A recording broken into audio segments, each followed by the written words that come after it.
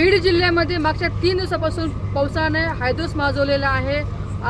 त्या परिस्थितीमध्ये आष्टीचे आमदार सुरेश धस आपल्यासोबत आहेत। त्यांनी संबंध आष्टीमध्ये जो प्रलय आलेला आहे पावसाचा, त्यामध्ये त्यांनी रात्रंदिवस एक करून रेस्क्यू ऑपरेशन केल्याप्रमाणे त्यांनी केलेलं आहे। अण्णा, कसं बघतं सगळ्या परिस्थितीला? ही पहिल्यांदा कसं प्रकार घडला असं कळतं? हे माझ्या जन्माच्या अगोदर सुद्धा आणि मला वाटतं भविष्यात सुद्धा एकाच वेळी एवढ्या मोठ्या प्रमाणावरती पाणी वाहून येण्याची यापूर्वी कधीची रेकॉर्ड नाही आहे। हे फर्स्ट रेकॉर्ड आहे आणि मला असं वाटतं ईश्वराच्या चरणी प्रार्थना आहे की हे लास्ट रेकॉर्ड राहावं।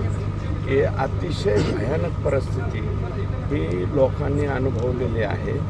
मृत्यूच्या दाढेमध्ये अडकलेले लोक काय असतात हे काल पाहायला मिळालं।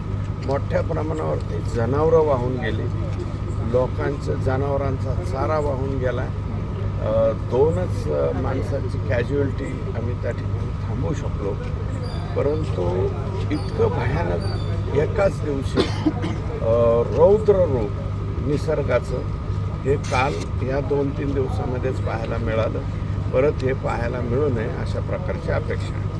सरकारकडे तुम्ही काय मागणी केलेली आहे? कशा पद्धतीने ह्या सगळ्या गोष्टीला जो पडलेला मोठा खड्डा आहे तो भरून निघू शकतो? हे बघा, आपण मदत हा शब्द वापरत नाही, म्हणजे नुकसान भरपाई नाही, थोडीशी मदत जी आहे शासनाच्या वतीनं पर हेक्टरी पर नॉर्म्स जे आहेत, फळबागाला वेगळे आहेत, जे पिकाच्या नुकसानीचे वेगळे आहेत आणि खरडून गेलेल्या जमिनीचे वेगळे आहेत।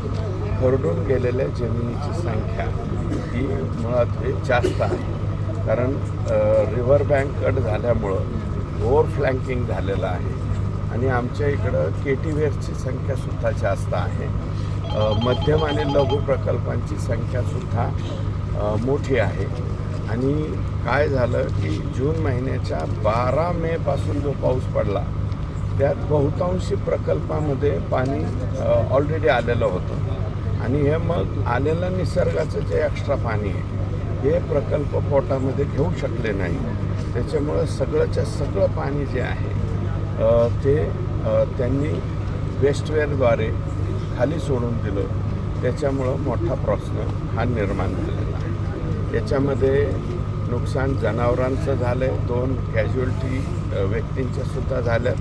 एक 69 इयरची आहे आणि एक तो 32 to 38 अशा वयाचा मुलगा आहे धामणगावचा।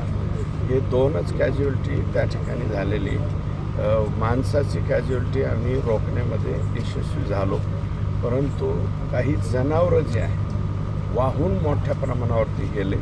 आता पंचनामेत आत्तापर्यंत तर 41 जनावरांची आकडेवारी आष्टी तालुक्यामध्ये पुढं आलेली, परंतु ही वाढण्याची शक्यता आहे। शिरूरमध्ये सुद्धा वाढण्याची शक्यता आहे। मेकॅनिकल डिव्हिजन तातडीनं पाचारण करण्याचा विनंती आम्ही केलेली आहे, कारण ते वेस्ट केटीवेरच्या बाजूने ओव्हर फ्लँकिंग जी झालेली आहे ती लवकरात लवकर बुजण्याची गरज आहे। कारण आता 17 तारीख उद्या आली, 20 तारखेपर्यंत पुढच्या ऑक्टोबरच्या 15 ते 20 तारखेपर्यंत 15पर्यंतच आपण सडन फ्लो पकडतो।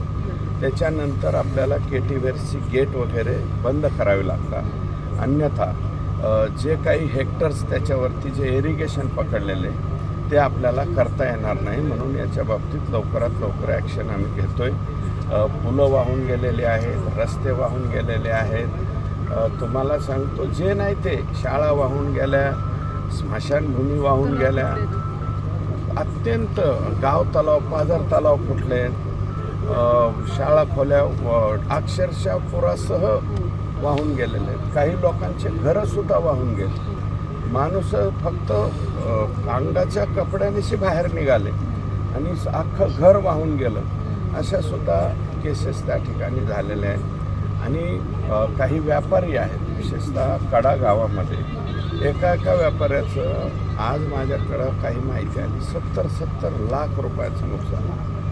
दिवाळीसाठी साहित्य भरलेलं होतं आणि दिवाळीचं साहित्य जे आहे ते डायरेक्ट पुलाचं पाणी त्याच्यामध्ये शिरल्यामुळं ते हलकं फुलकं जे साहित्य आहे ते तरंगलं आणि तरंगल्याच्या नंतर ते परत पुरामध्ये डायरेक्ट वाहून गेलेलं आहे.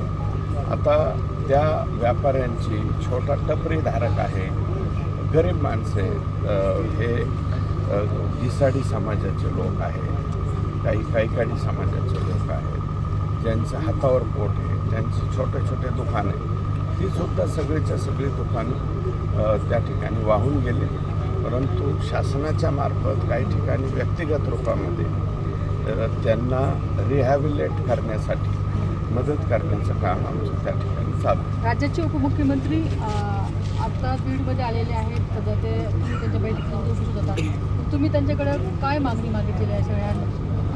नाही, ह्या सर्व मागण्या ज्या आहेत ते त्यांनी त्यांच्या पुढं मांडलेल्या आहेत.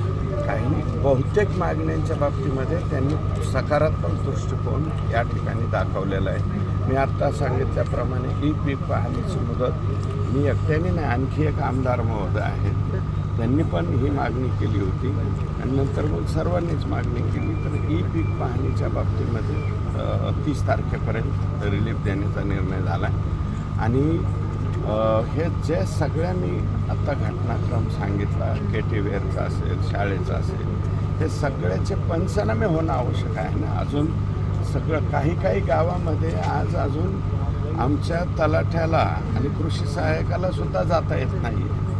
जिथे काही नुकसान आहे, मेजर नुकसान आहे, हे बेलपारा नदीच्या बाबतीतलं तसंच नुकसान आहे.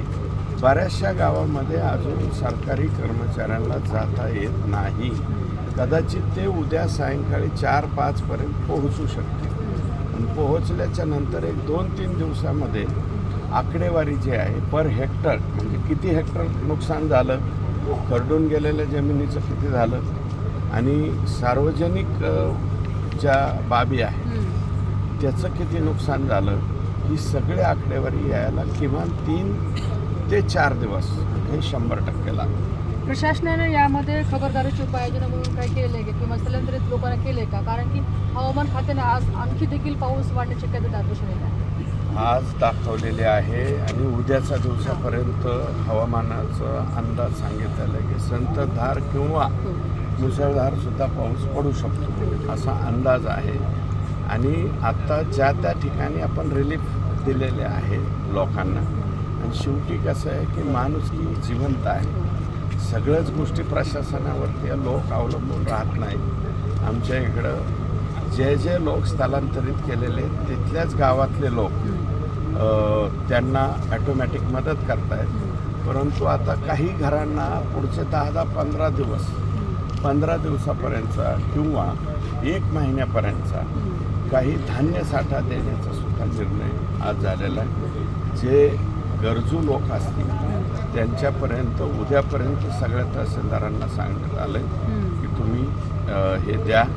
आणि त्यातही जे रिलीफवाले असतील ते, अन्यथा याच्यामध्ये काय होतं की ज्यांना नीड नाही आहे तेच लोक प्राधान्यानं पुढे येतात आणि हे गरिबाचं घास ते लोक काढून घेतात. असं कुठेही त्या ठिकाणी घडलं नाही पाहिजे.